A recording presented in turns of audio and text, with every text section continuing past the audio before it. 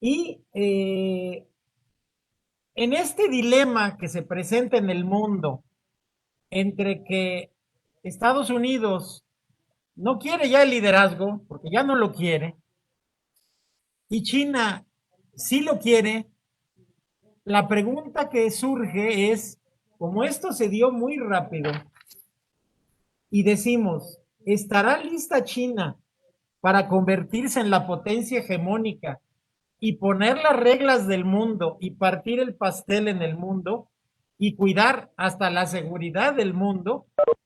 ¿Estará lista? Queremos que ustedes tengan un panorama de las expectativas de China y otras potencias a nivel internacional y las políticas que se siguen para que se haga sentir la influencia de China en los asuntos internacionales y sus avances que tiene para lograr ese liderazgo mundial que se ve no cerca, inmediato. ¿Quién nos va a exponer esto, Judith? Por supuesto que sí, muchísimas gracias. Efectivamente, Mauricio, bueno, pues tenemos a la profesora doctora Marisela Connelly. Ella es profesor investigador de tiempo completo del Colegio de México, Centro de Estudios de Asia y África, área China desde 1985. Es especialista en política exterior, historia de China, problemas de medio ambiente en China. Ha impartido cursos en diversas instituciones de educación superior como la Universidad Anáhuac del Sur y Universidad de las Américas Puebla. Entre sus obras se encuentran como una coordinadora del Anuario Asia-Pacífico 2018 y autora del capítulo sobre China, el Colegio de México 2019, China, México y la Comintern, dos estrategias revolucionarias y sus resultados, entre muchos otros más. Y bueno, pues vamos a darle la bienvenida a la doctora Marisela Connelly, que ella nos va a exponer justamente, ¿está lista China para convertirse en la potencia hegemónica? Bienvenida, doctora, la escuchamos. Muchísimas gracias. Me da muchísimo gusto estar aquí con ustedes. Eh, estar, eh, perdón, primero déjenme poner esto, si no, no voy a poder.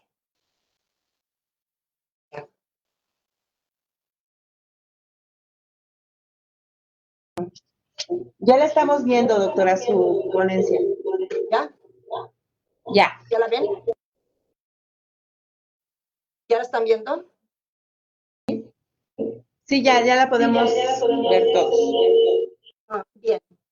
Les decía que me da muchísimo gusto estar otra vez con ustedes en esta reunión anual, compartir con ustedes pues mis avances de investigación, discutir un poco también sobre toda esta situación que le ha permitido a China avanzar como ha avanzado en su economía, en su lugar que tiene a nivel internacional. China, ustedes saben, es un país muy grande, es un país que tiene diferencias también importantes dependiendo del lugar donde nosotros la estemos viendo. Esas provincias costeras que son tan importantes precisamente porque ahí es donde se ha llevado todo este proceso de modernización que después con las nuevas políticas que se promovieron de ir hacia el occidente, pues también se han tratado de poner en práctica en las provincias occidentales. Pero, ¿cómo es que China finalmente ha podido llegar hasta donde ha llegado? Para poder responder esta pregunta, nosotros tenemos que discutir un poco sobre todo este proceso de reforma económica que China inició desde 1978. Esas reformas económicas le permitieron convertirse en un país de alto de alto crecimiento y crecimiento rápido. Vimos cómo en todos estos 40 años de reforma económica, pues en varias décadas creció al 9.5% anual. Y eso le permitió ir doblando su PIB cada 8 años. Además, ha tenido importantes logros como el poder sacar a 800 millones de personas de la pobreza. Y a medida que fue madurando su economía, obviamente que fue bajando el crecimiento en el PIB. Pero, por ejemplo, en 1979, 32% del PIB era generado por empresas estatales. Y la reforma económica en sí, pues estuvo basada precisamente en el ahorro familiar, en el ahorro corporativo y en la productividad. Eso fue fundamental para el avance de las reformas económicas. Todo esto, ¿qué es lo que va a suceder? Lo que va a suceder es que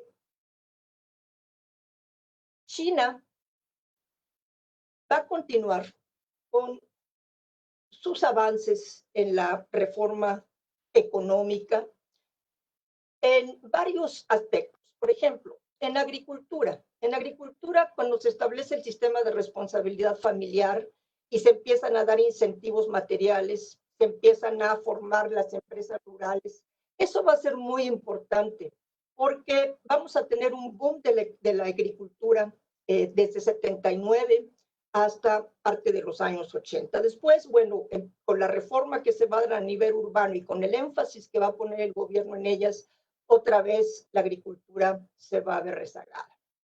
El otro punto, el desarrollo de la industria ligera. Vamos a ver también cómo poco a poco esta industria va creciendo y va a tener, por tanto, un lugar importante en la economía. La apertura va a ser otro de los elementos fundamentales, con este establecimiento de las zonas económicas especiales, en donde llega la inversión extranjera directa, en donde tenemos empresas privadas. Este desarrollo del comercio exterior que poco a poco se va renovando todo el sistema institucional que se dedica al comercio exterior para hacerlo más fluido, para lograr que realmente se constituya en un motor importante de la economía. Entonces, lo que estamos viendo en estas primeras décadas de la reforma económica es una combinación de plan por mercado, porque no se pasa inmediatamente de una economía planificada a una economía de mercado. Esto va a ser un desarrollo gradual y paulatino. Y las medidas que se van tomando, bueno, lo que toman en cuenta es si son efectivas, si realmente están dando buenos resultados. Si no, se desechan y se ponen en práctica otras para ver si con esas sí se logra el avance. Pero lo que estamos viendo aquí es cómo las exportaciones hacia el exterior, la inversión extranjera que vamos a tener en China, van a ser dos motores muy importantes de esta reforma. ¿Por qué? Porque la inversión extranjera directa en China, en estas zonas económicas especiales, trae nueva tecnología, nuevos procesos de producción que poco a poco van a ser examinados y adoptados por las autoridades chinas. La década de los 80 va a ser una década un tanto conflictiva, precisamente porque estas reformas son reformas graduales y hay pugnas entre los grupos de funcionarios que todavía defienden la economía planificada, como Chen Yun, que fue el que realmente llevó a cabo en la década de los 50 el primer plan quinquenal basado en el modelo de la Unión Soviética. Y por el otro lado, Deng Xiaoping, que dice, no, tenemos que avanzar en las reformas. Tenemos que seguir abriendo la economía independientemente de los problemas a los que nos estemos enfrentando. Y uno de los problemas en la década de los 80 va a ser precisamente la inflación que se va a dar.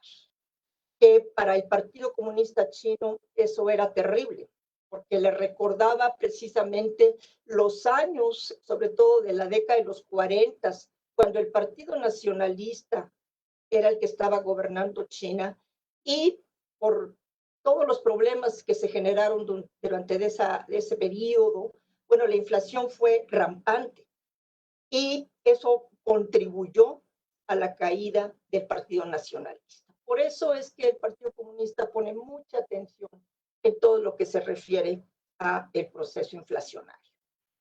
La década de los 90 nos va a mostrar cómo estas reformas van entrando ya a otra etapa, en donde es importante la reforma institucional, establecer un marco legal regulatorio que esté orientado al mercado.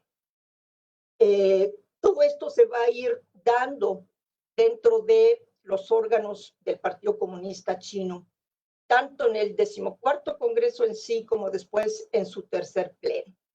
En diciembre del 93, la Asamblea Nacional Popular, que es el órgano legislativo de China, empieza a aprobar la ley de compañías, junto con otras reformas importantes que se necesitaban para adecuar, como decía yo antes, el sistema institucional a la realidad económica de China. En 94 se lleva la unificación del tipo de cambio, porque antes se manejaban dos tipos de cambio, el que era a nivel interno y el que era para las operaciones en el exterior. Se hace la ley laboral también para, al mismo tiempo que se debe de proteger los intereses de los trabajadores, pero también poner las reglas específicas con respecto a los deberes también de los trabajadores. Entonces, aquí vamos a ver cómo se da también el proceso de reforma de empresas estatales, que es muy importante, porque las empresas estatales eran una carga para el sistema, porque ellas pedían préstamos a los bancos, también estatales, y luego no tenían la forma de pagarlos. Necesitaban una reestructuración, necesitaban que se hicieran más eficientes esas empresas estatales. Y es en esta década de los 90 cuando se empieza a seguir esta política, sobre todo a partir de 1997, en donde se van desechando las empresas pequeñas, se venden, las empresas medianas también si se pueden reestructurar, ok, y si no, también se venden, y se centran en las grandes empresas estatales, que poco a poco se van convirtiendo en empresas por acciones, en donde los administradores van a tener un papel muy importante, pero el Estado también sigue supervisando y viendo cómo se va desarrollando este nuevo sistema de estas grandes empresas estatales. También en el año del 95 vamos a ver cómo se limita el gasto de las empresas estatales y de los gobiernos locales, porque ese era el otro problema que existía en China. Que los gobiernos locales con la reforma, pues ellos empiezan a contratar préstamos, empiezan a hacer transacciones con empresas del exterior y entonces los gobiernos estatales empiezan a endeudar y además empiezan a concentrar el ingreso de sus estados, de tal forma que no le llegaba lo suficiente al gobierno central. Entonces, ¿qué es lo que va a hacer el gobierno central? Pues tratar de establecer las reglas muy claras para saber qué se quedaba de los ingresos del gobierno estatal y qué se quedaba el gobierno central. Como decía yo antes, después del primer boom que se da en la agricultura, después otra vez se va a venir un estancamiento. Por eso es que se le vuelve a poner atención a la agricultura en la década de los 90. Se incrementa la inversión estatal, se incrementa la producción de grano, que esto para el gobierno chino es básico. Tener siempre la producción de grano que le garantice que siempre va a haber alimento para la población. Después, en mayo de 93, se deja de controlar el precio del grano por parte del Estado. Y en 96 lo que vamos a ver es un gran flujo de migrantes del campo a la ciudad. Y este fenómeno es muy interesante, porque en China existe un sistema que se conoce como hukou, que es un sistema en el que cada persona tiene su registro en el lugar en donde nació, en el lugar donde ha vivido. Y eso le permite tener todos los servicios por parte del Estado. Le permite también tener trabajo, educación para sus hijos. De tal forma que si una persona se sale de su lugar de origen y se va a vivir a otro lado, pierde todas esas prestaciones que tenía. Y es lo que va a suceder con este flujo de migrantes que se van a la ciudad y que saben perfectamente que en la ciudad pues no van a tener todo ese servicio social que tenían en sus lugares de origen, pero van a tener trabajos que van a ser mejor remunerados y eso les va a permitir mandar dinero a sus familias en su lugar de origen. Por eso vamos a ver cómo se incrementa cada vez más este grupo de migrantes. Pero en el año del 97, otra vez vamos a ver un estancamiento de la productividad y de crecimiento del ingreso rural. Y ese va a ser precisamente pues uno de los motivos por qué se dé esta migración.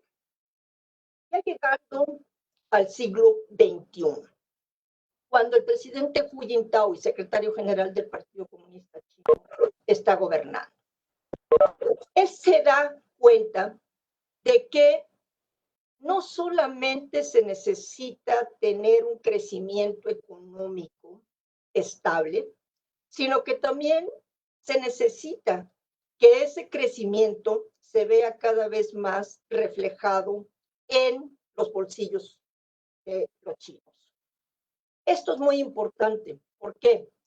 Porque el Partido Comunista Chino necesita tener el apoyo de la población, porque a él le da temor que en un momento dado la población se sienta insatisfecha con su desempeño en el gobierno y pueda haber disturbios, pueda haber levantamientos a gran escala. Por eso Hu Jintao dice, bueno, vamos a tener un desarrollo científico, un desarrollo equilibrado, de tal forma que nosotros podamos satisfacer las necesidades de la población china. Entonces, en ese periodo de 10 años, los primeros 10 años del siglo XXI, vamos a ver cómo, por un lado, se reforma la ley de comercio exterior en 2004, vamos a ver también un dinamismo comercial y captación de inversión extranjera, porque China sigue siendo un país que atrae muchísimo a las empresas extranjeras. Todavía es muy competitivo para atraer esta inversión extranjera. ¿Y qué vamos a ver? Que China se va convirtiendo en el eje del dinamismo del comercio asiático. ¿Por qué? Porque China se da cuenta, sobre todo a mediados de la década de los 90, China se da cuenta que países del sudeste asiático la empiezan a ver como competidor. ¿Por qué? Porque China está produciendo los mismos productos que ellos están produciendo. Entonces, hay una competencia en sus mismos mercados y en los mercados de otros países, de terceros países. Entonces, lo que hace China, por ejemplo, en 97, pues es apoyar a estos países cuando se viene la crisis financiera tan fuerte que afecta a todo el sudeste de Asia. Eso se lo agradecen mucho porque dicen, bueno, con eso no se fue más a fondo, ¿no? La economía de la región. Y después China les va a proponer precisamente en este periodo de Hu Jintao que empiecen a hacer una cadena de producción, que China sea el centro y ellos empiecen a girar alrededor de China para que todos salgan ganando en esta red de producción y que poco a poco pues China se vaya convirtiendo en el eje del dinamismo comercial asiático. También vamos a ver cómo el sector privado de China empieza a hacerse notar. ¿Por qué? porque más del 50%, por ejemplo, de lo que se consume en China, de lo que se va al exterior, está producido por el sector privado. Y esto es muy loable, porque el sector privado, las empresas privadas chinas, no han tenido el apoyo que han tenido las empresas estatales, porque las empresas estatales siempre han recibido esos préstamos de los bancos estatales que el sector privado no ha recibido. El sector privado tiene que recurrir a otras fuentes para poder tener financiamiento. Y con todos esos obstáculos, pues ha podido avanzar, ha podido convertirse, como les decía yo antes, pues en eje de lo que se exporta y de lo que se consume en China. Después, en 2005, precisamente porque sobre todo Estados Unidos le está diciendo a China que tiene que revaluar el renminbi, o sea, su moneda, porque piensa que por eso es que son tan competitivas las exportaciones chinas. Y finalmente vamos a ver cómo China acepta en 2005 revaluar el renminbi. Y es en ese periodo cuando también en Estados Unidos se empieza a ver cómo este crecimiento que ha tenido China durante todas estas décadas la ha ido convirtiendo pues en un país que ya tiene presencia internacional, es un actor internacional, es un país que se ha beneficiado del mismo sistema internacional establecido desde la Segunda Guerra Mundial. Entonces, bueno, dicen, bueno, ya China tiene que ser responsable, tiene que asumir sus responsabilidades a nivel internacional. Y es por eso que, bueno, China empieza a tomar estas medidas precisamente para que no la vean como un país que simplemente se está aprovechando de lo que le ofrece el sistema internacional. En esa década, en esa primera década del siglo XXI, vamos a ver cómo otra vez se pone atención a la cuestión rural, que sigue teniendo ese proceso en que tantito avanza, pero después retrocede. Y por eso es que en 2008, bueno, se dice que se va a dar un desarrollo de la agricultura moderna, se va a abolir el impuesto agrícola, y también uno de los elementos muy importantes, el cambio al derecho de uso de tierra. Porque antes no se podía cambiar el derecho de uso de tierra de una persona a otra o de una familia a otra. ¿Por qué? Bueno, en el campo se supone que la propiedad es colectiva. A nivel urbano, la propiedad es del Estado. Entonces, aquí lo que se hace es liberar precisamente este uso de la tierra de tal forma que empiece a haber un movimiento en que uno puede comprar tierra, puede ir extendiendo sus propiedades, puede ir incrementando sus cultivos, que en algunas áreas cada vez se hacen más especializados. Pero, ¿qué es lo que vamos a ver? Ya para 2012, que vemos que hay un cambio de liderazgo importante cuando Hu Jintao le deja el poder a Xi Jinping. Que Xi Jinping es un líder que está formado dentro de las filas del marxismo-leninismo.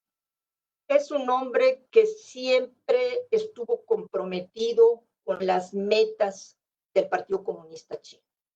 Es un líder que siempre ha pensado que el Partido Comunista no puede dejar de existir en China, como pasó con otros partidos en la Unión Soviética y en los países de Europa Oriental. Por eso, desde que asume el poder, él va a tener las metas muy claras y va a empezar a tomar medidas desde un principio. Se da cuenta que el modelo en donde se enfatiza la exportación, la inversión extranjera directa en China, se ha ido desgastando y que es necesario que se adopte un nuevo modelo de crecimiento. ¿En qué se va a basar este modelo de crecimiento? En el consumo interno y en sector servicios, desarrollo del sector servicios. Ya China ha desarrollado una clase media robusta. Ahorita está más o menos en 400 millones. Y esa clase media ya va más allá de lo que un hogar regular pueda pensar que necesita. La clase media ya está pensando en comprar objetos de lujo, en tener su casa, en ir desarrollando cada vez más su poder adquisitivo. Entonces, este modelo basado en consumo interno y sector servicios, pues es lo que va a permitir que se vaya transformando la economía china. Poco a poco se va a poner énfasis también en el desarrollar la alta tecnología, la energía verde y de esta forma pues ir avanzando también en otros rubros que se necesitan avanzar, ¿no? Para 2020, que es el año que estamos viviendo, se supone que las empresas estatales también van a responder a las necesidades sociales del país. Se ha seguido con esa reestructuración de estas empresas para hacerlas cada vez más competitivas.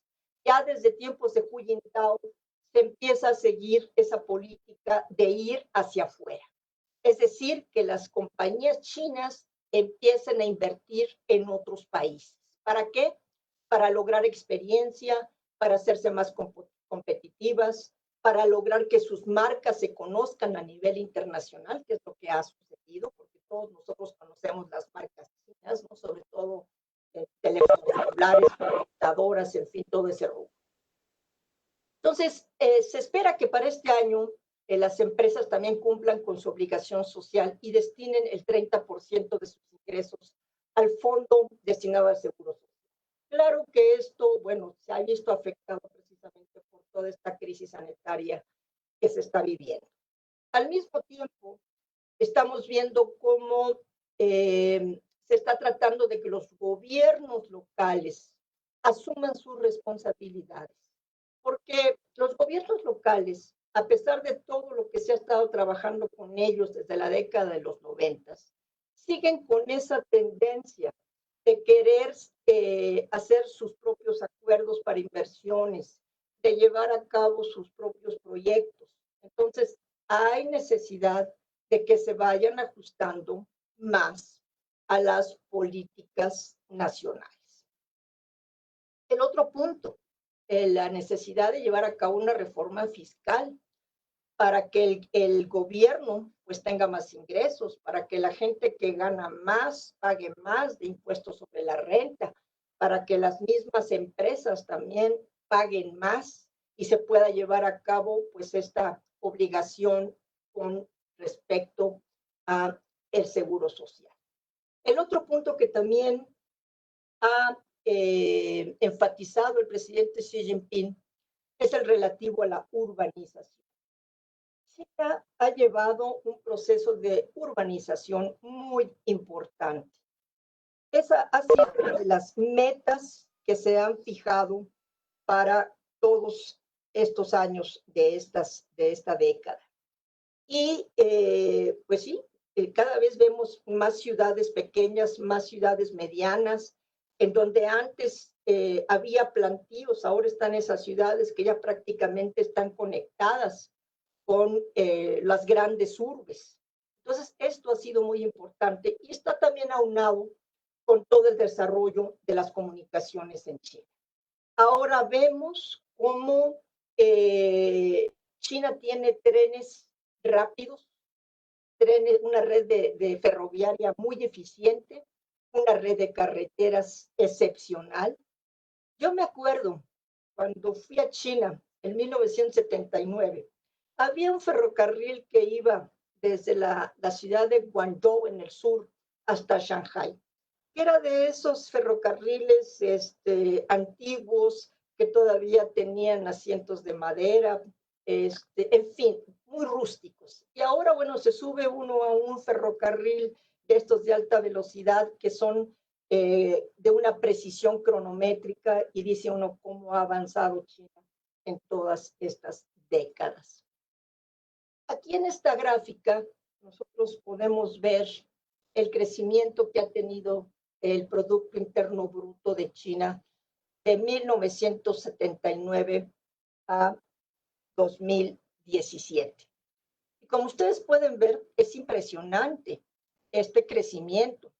Claro que ha tenido altibajos precisamente por los problemas a los que se ha enfrentado el país, tanto a nivel interno como en el exterior, pero se ha mantenido con un buen crecimiento. Ya en los últimos años vemos cómo baja precisamente por lo que estábamos comentando, de que ya llega a su límite, que la economía ha madurado y entonces empieza a bajar el crecimiento del PIB. En el PIB per cápita se ha avanzado mucho. Nosotros aquí estamos viendo cómo en los últimos años pues ha crecido mucho. En 2018, bueno, aquí no está en la gráfica, pero el PIB per cápita en dólares nominales fue de 9,608, lo que equivale a 15.3% del PIB per cápita de Estados Unidos. Claro que si se considera tomando en cuenta la paridad de poder de compra, ese incremento es mayor en la economía china. Y esto, bueno, vemos cómo los precios de bienes y servicios en China son la mitad de los de Estados Unidos. Y tomando en cuenta precisamente esta medida de la paridad de poder de compra, vemos que China ya sobrepasó a la economía de Estados Unidos desde 2014. Si lo vemos desde el punto de vista de nominal, pues todavía no, todavía le falta. Y en cuanto al ingreso per cápita, pues todavía le falta un trecho a China para convertirse en un país de altos ingresos. De acuerdo con los datos que tenemos del Banco Mundial, China pasó de una economía de bajo ingreso a una de bajo ingreso medio en 1997. En 2010 se convierte en un país de ingreso medio alto. Y como veíamos en la gráfica, en 2017 el PIB per cápita llega a $8,690, que es el 38.7% más abajo del nivel que se necesita para convertirse en una economía de alto ingreso.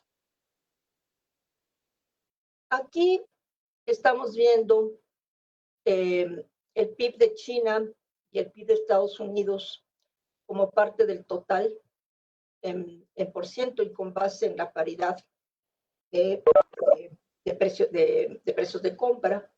Y vemos cómo en ese sentido China va subiendo en tanto que Estados Unidos va bajando. En cuanto a la producción de manufacturas, aquí vemos la producción de manufacturas en 3 países, en China, en Estados Unidos y en Japón. Y vemos cómo China pues, sigue teniendo un desempeño importante. Aquí tenemos cifra de 2016 y vemos cómo pues, está sobrepasando tanto a Estados Unidos como a Japón. Ahora, pasando a la cuestión de los sueldos, que ese es un problema que tiene ahorita China porque la mano de obra se ha encarecido. Y eso ha llevado a que China ya no sea tan competitiva como era en décadas anteriores. Por ejemplo, en 1990 En Estados Unidos había un sueldo de $55 al mes. En Vietnam, 32. En México, 21. Para 2018, en China el sueldo está en $990 al mes. En Vietnam está en $238 al mes. Y en México en $383 al mes. ¿Qué es lo que dice esto? Lo que estábamos comentando, que en China se ha encarecido la mano de obra. Y eso también tiene que ver con todo este proceso que estamos viendo demográfico en China que ahorita vamos a comentar. En cuanto a la inversión china, tanto la inversión que entra a China como la inversión que tiene China en el exterior. La inversión extranjera directa en China, por ejemplo, en 2018 fue de $139 millones. Es el segundo receptor mundial después de Estados Unidos. En cuanto a la inversión China en el exterior, esta vamos a ver que crece muy rápido desde 2005 y va a exceder a la inversión interna por primera vez en este año de 2015. Esto es importante y tiene que ver precisamente con pues la política que ha seguido China para fortalecer a sus empresas estatales, para que tengan un buen desempeño en el exterior, empiecen a comprar otras empresas en otros países, empiezan a adquirir más tecnología, experiencia en administración. Pero nosotros estamos viendo cómo desde este pico empieza a bajar la inversión china en el exterior. Y esto se debe fundamentalmente a que empieza a haber restricciones de otros gobiernos. ¿Por qué? Porque como vamos a ver más adelante, sobre todo Estados Unidos y los gobiernos europeos empiezan a ver a China como un competidor serio. La Unión Europea lo empieza a llamar como un competidor estratégico. Estados Unidos empieza a atacar muy fuerte a China, sobre todo en el periodo del gobierno del presidente Trump. Entonces, esto va a hacer que le pongan más trabas, más restricciones a las compañías chinas para que inviertan en el extranjero, para que compre compañías extranjeras. Eso va a ser un elemento muy importante. Ahora, el comercio de China. Aquí vemos en esta gráfica cómo pues también ha tenido sus altibajos, pero en general en los últimos años estamos viendo un crecimiento de exportaciones, un crecimiento de las importaciones. Y sobre todo, lo que vamos a ver es que a pesar de que se sigue poniendo énfasis en este nuevo modelo, pues todavía el comercio exterior sigue jugando un papel muy importante en la economía china. Pero como decíamos antes, China se está enfrentando a grandes retos a nivel internacional. Las restricciones que le están poniendo Estados Unidos y la Unión Europea, pues han hecho reflexionar un tanto al gobierno chino para que pueda ver cómo puede hacer los cambios necesarios para que no se le siga viendo como un competidor estratégico. Por ejemplo,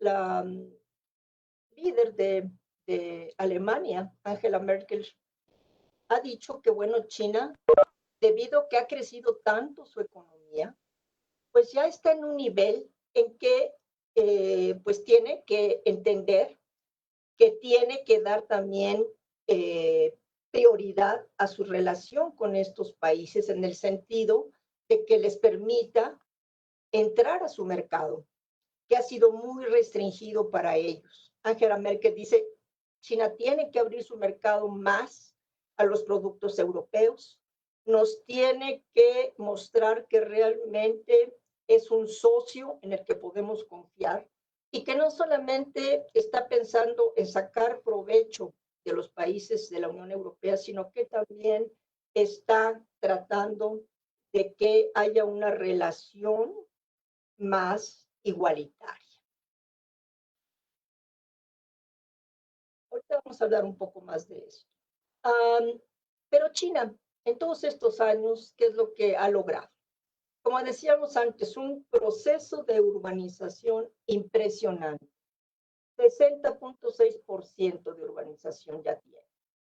Tiene 34 áreas metropolitanas que constituyen el 59% del total de población y el 77.87% del PIB.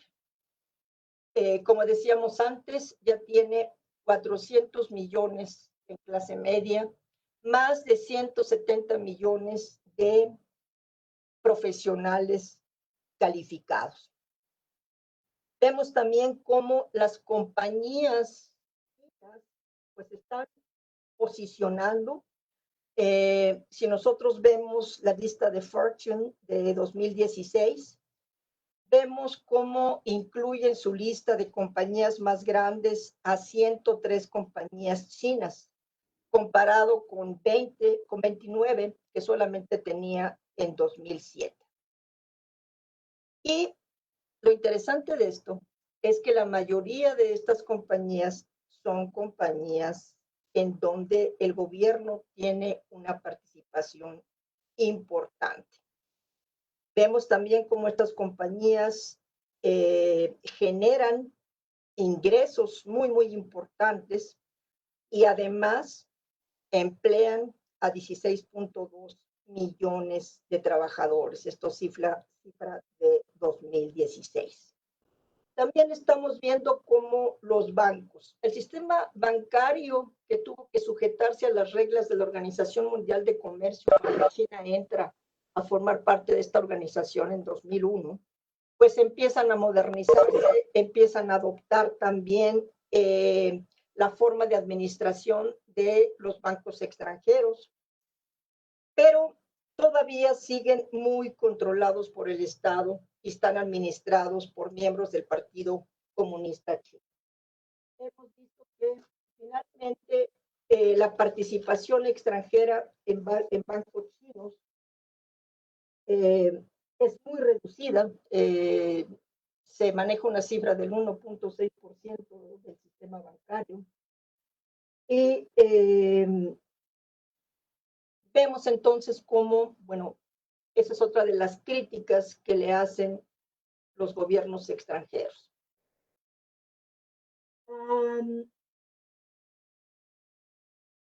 Desde 2013, el presidente Xi Jinping puso en práctica esta iniciativa de la Franja y la Ruta, que es muy importante porque es todo un proyecto de infraestructura que intenta llevar China a diferentes lugares de Asia, África, después se extiende a Europa, después se extiende a América Latina, a países de islas del Pacífico, y que esto lo hace a través de corredores económicos. Entonces, China tiene su proyecto para usar su tecnología, para usar sus estándares, para ir construyendo todos estos ejes de conectividad, estos corredores económicos en diferentes países de todas estas áreas.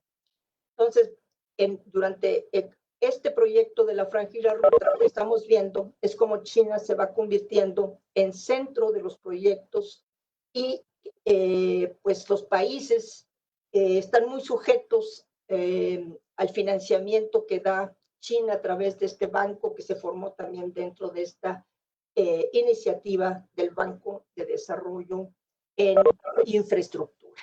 Esto es muy importante, aunque ahorita, bueno, se le ha criticado mucho porque dicen que lo que ha contribuido es al endeudamiento de algunos países, y eso, bueno, hace que finalmente China se pueda quedar administrando esos proyectos por un número importante de años, y que pues no es conveniente para estos países. Pero el gobierno chino lo que ha enfatizado es que él lo que trata es de que haya un desarrollo de comunicaciones entre todos estos países que realmente permita que se sigan dando todos estos flujos de intercambio comercial, de inversión, etcétera, etcétera. Pero en los últimos tiempos hemos visto cómo, sobre todo el gobierno de Donald Trump, ha criticado mucho a China. Dice que es una oportunista porque ha utilizado el sistema que se formó desde la Segunda Guerra Mundial y que Estados Unidos ha dirigido para sacar provecho, para poder modernizarse, para poder realmente convertirse en una potencia económica. Entonces han empezado los ataques que ustedes han visto en la prensa internacional hacia China, de cómo se da esta guerra comercial entre China y Estados Unidos, en cómo también se está restringiendo la actividad de las compañías chinas, no solamente en Estados Unidos, sino en los países que usan tecnología de Estados Unidos. Entonces, lo que estamos viendo es que estos países, sobre todo Estados Unidos, lo que trata es de parar el avance de China. Lo que trata es de que China no se convierta en una potencia y que le quite su lugar en este sistema, y después que forme un nuevo sistema internacional siguiendo las reglas que ella misma establezca. Ya hemos visto cómo los líderes chinos han hablado mucho acerca de un sistema internacional basado en el modelo chino, en donde predomine la paz, predomine la seguridad y la estabilidad. Un modelo muy diferente al modelo que tenemos ahorita, donde predominan las guerras, predomina la inestabilidad, y que con esta situación que estamos viviendo ahora con la crisis sanitaria no sabemos a dónde se dirige este mundo. Y muchos han hablado del avance militar chino. Dicen, bueno, China le gasta mucho en la modernización de su ejército, gasta mucho en la modernización de todo lo que necesita para su ejército. Y además, su ejército tiene una disciplina férrea, es un ejército muy bien organizado, y es un ejército que realmente está proyectando una imagen en el mundo que dicen, bueno, pues este ejército dentro de poco va a ser usado por China para lograr su predominio internacional. Ya hemos visto cómo se da pues este enfrentamiento entre China y Estados Unidos con la situación en el mar del sur de China, que China está diciendo que algunas islas que otros estados del sudeste de Asia también dicen que son de ellos, y toda esa pugna que se ha dado en el que en medio vemos Estados Unidos. Últimamente Estados Unidos está mandando sus portaaviones a inspeccionar toda esa área, ha criticado muchísimo todos los avances que China ha hecho allí. Está la situación en las islas Senkaku, que se las disputa en chino Diaoyu, que se las disputa Japón, en donde también vemos que hay una situación crítica al respecto. Y todo esto que nosotros estamos viendo que se está dando con esta puesta en práctica de la iniciativa de la Franja y la Ruta. Entonces, Estados Unidos maneja unas cifras diferentes que el gobierno chino respecto a cuánto es el gasto militar de China.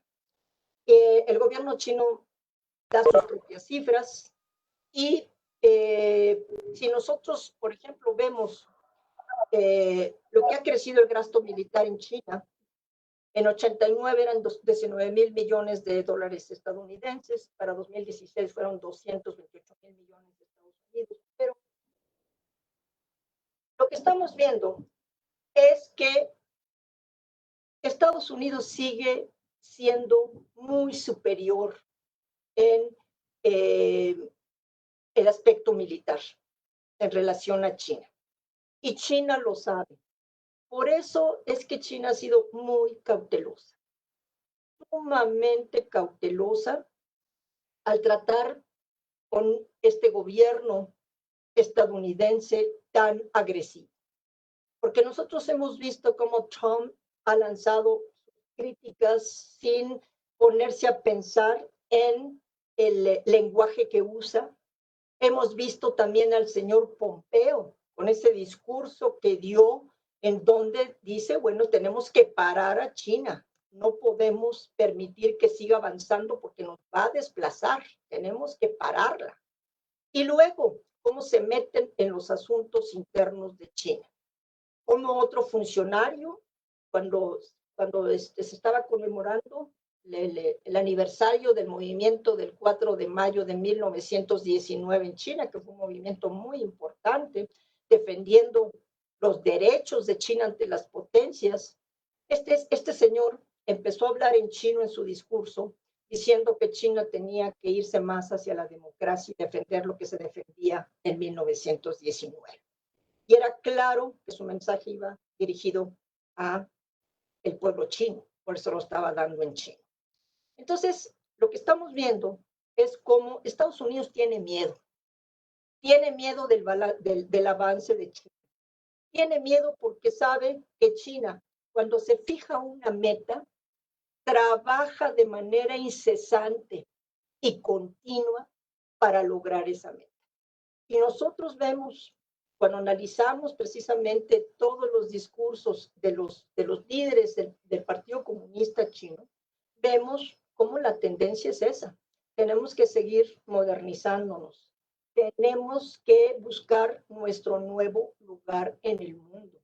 Tenemos que dejar a un lado ese sistema que ha prevalecido por tantas décadas y empezar a establecer un sistema que esté más acorde con el modelo chino. Precisamente el presidente Xi Jinping, secretario general del Partido Comunista Chino, en uno de sus discursos en 2019 dijo: China ya está preparada para empezar a tomar el mando. Claro que esto no quiere decir que lo va a tomar mañana, porque saben perfectamente cuáles son sus limitaciones, pero sí están pensando en la forma de ir avanzando en todas las metas que se han fijado. Y el otro, que la cuestión de todas las trabas que están viendo que les ponen los países desarrollados, de cómo les están limitando sus mercados ahora, les están limitando, como decíamos antes, la inversión de compañías chinas en sus territorios, les están limitando la compra de tecnología. Estados Unidos ya ven que prohibió que se vendiera tecnología estadounidense a las compañías que la usan para que China, como dicen ellos, pues no se robe, ¿no? todo su avance que han tenido durante las últimas décadas. Entonces es un antagonismo férreo el que tenemos ahorita, encabezado por Estados Unidos. Y sí tienen miedo al avance de China, sí tienen miedo de hasta dónde puede llegar el gobierno chino. Y una de las características que siempre ha tenido el pueblo chino, los líderes chinos, es la paciencia. Ellos, antes de actuar, analizan cuál es la situación. Si ven que es una situación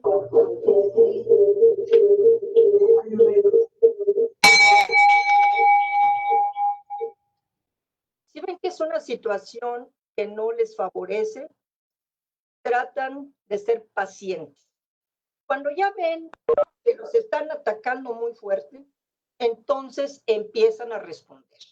Y es la situación que se dio precisamente cuando Estados Unidos empezó a acercarse a la isla de Taiwán y al gobierno que tiene la isla de Taiwán, que es un gobierno del partido que se opone totalmente a la unificación con China.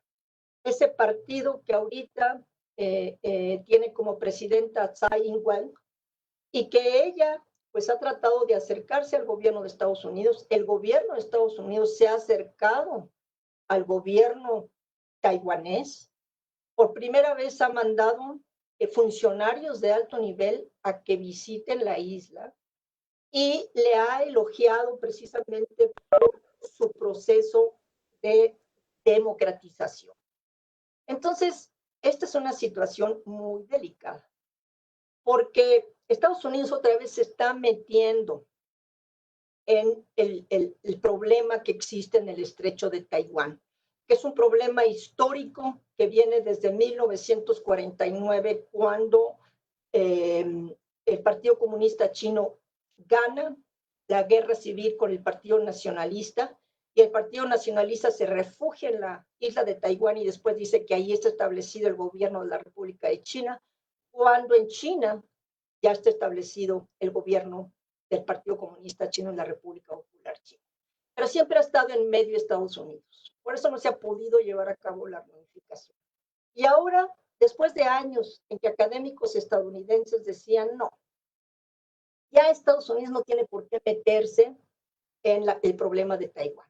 Ya hemos visto cómo en las últimas décadas la economía de Taiwán está íntimamente ligada a la economía de China. Y poco a poco China la va a ir asimilando cada vez más. Cuando gobernó otra vez el Partido Nacionalista hasta 2016, de 2008 a 2016, el presidente Ma de aquel entonces hizo una tregua con China y en esa tregua trataron de no atacarse, de no estar peleándose por aliados diplomáticos y de lograr que sus economías cada vez estuvieran más ligadas. Pero como decía antes, llega este Partido Democrático Progresista otra vez al poder y entonces se acaba el diálogo. Se acaba el diálogo y China espera, sigue esperando para ver qué pasa. Pero desde la reelección de esta señora Tsai Ing-wen en 2010, apenas ahorita en enero de 2020, como les comentaba, Estados Unidos se ha acercado mucho a la isla de Taiwán, le ha alabado porque ha tenido un desempeño importante en esta cuestión sanitaria, en donde logró erradicar el virus en la isla y después empezó a ayudar a otros países a tratar de paliar las consecuencias del virus.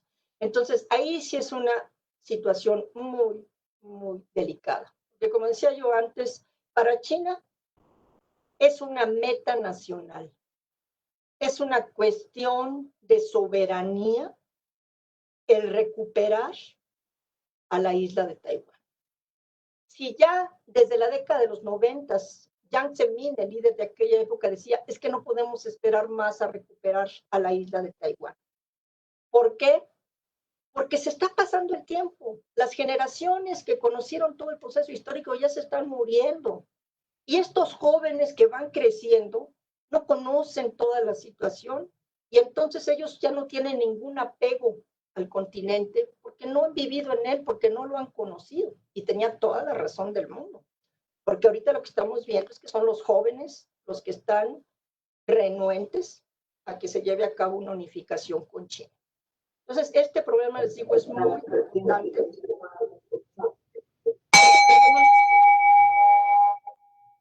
Este problema es muy importante porque finalmente puede llevar a una guerra. Porque China no acepta que se metan en cuestiones de soberanía terceros países. Y bueno, con esto estaría terminando y ya nada más les daría mis conclusiones y respondería unas cuantas preguntas que ustedes me hagan. Como como conclusión, ¿qué podemos nosotros decir? En primer lugar, que China no se va a convertir en la superpotencia de la noche a la mañana. China tiene un largo camino que recorrer para convertirse en una potencia hegemónica, pero está avanzando, no obstante que tiene obstáculos adelante, sobre todo lo que le interpone Estados Unidos. Pero China sigue apostándole a la tecnología y a la investigación. Ahora que ha tenido tantos problemas precisamente por las trabas que le ha puesto Estados Unidos para que siga absorbiendo tecnología de sus compañías, entonces una de las metas también es hacerse autosuficiente en tecnología y en investigación. Tratar de ya no depender de la tecnología de Estados Unidos y de sus aliados. Pero como decía yo antes, esto no es fácil, es todo un proceso, pero ya están trabajando en ello porque se dan cuenta de que no pueden seguir tan dependientes de la tecnología de Estados Unidos. Por eso algunos analistas dicen, bueno, pues lo que está haciendo Estados Unidos es que China impulse cada vez más su desarrollo en investigación, cada vez está creando más centros de investigación.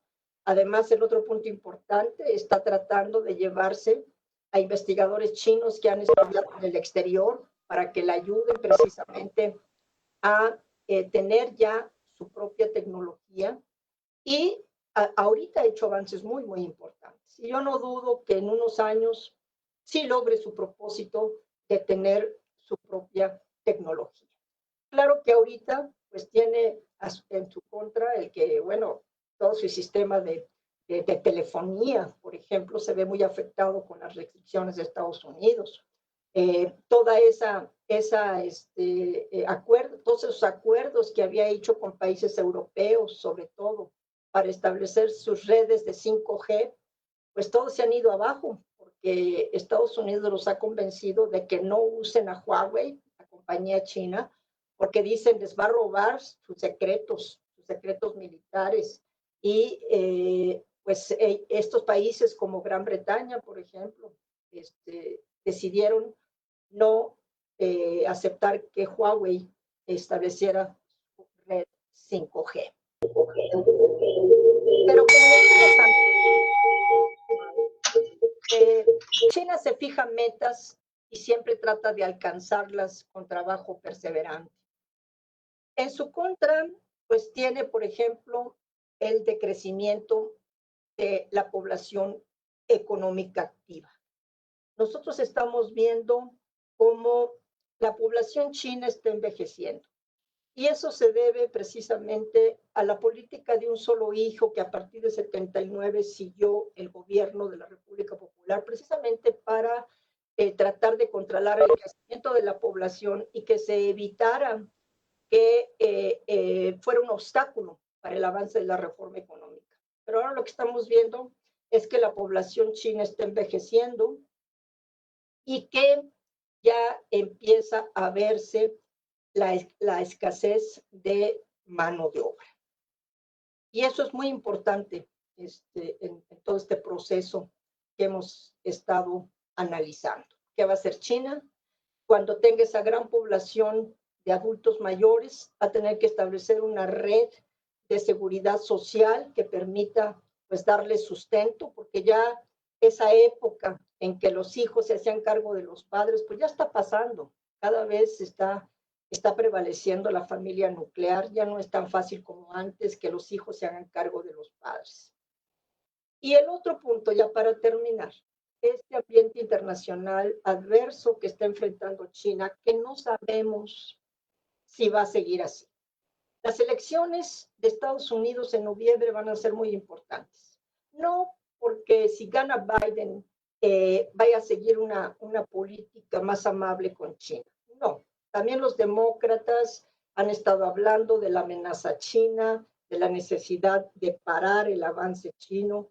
Entonces, no va a ser una política muy conciliatoria la de Biden, pero quizás no sea tan beligerante como la que ha seguido el presidente Donald Trump. Y con eso termino para tomar algunas de sus preguntas. Muchas gracias. Sí. Muchísimas gracias, doctora. Tenemos una pregunta, 2 minutitos para contestarla, doctora, si nos hace el favor. Esta pregunta dice así: ¿cuál ha sido el motor de crecimiento de la economía?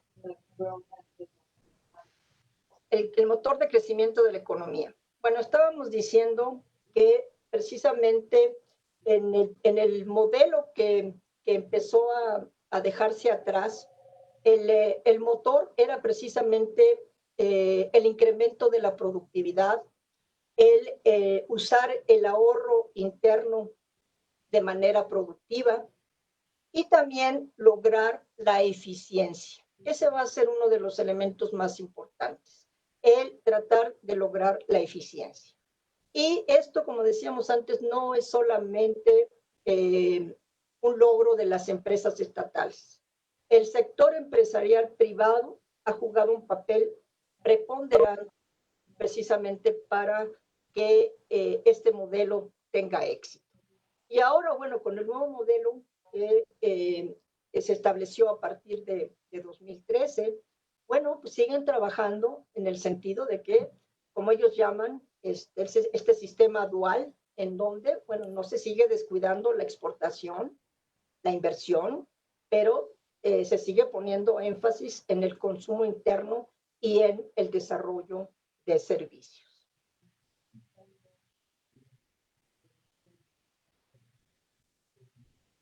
Muchas gracias, doctora.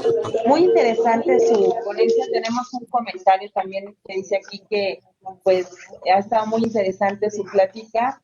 Y bueno, pues vamos a dar seguimiento a nuestro programa, pidiéndole por favor a la contadora Liliana Ortiz que nos haga el honor de entregarle a la doctora Marisela Connelly su reconocimiento. Adelante, licenciada Ortiz.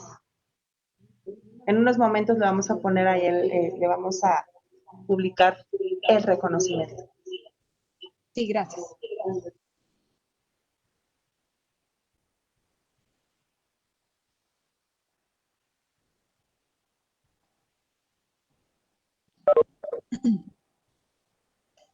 Muy buenas tardes a todos.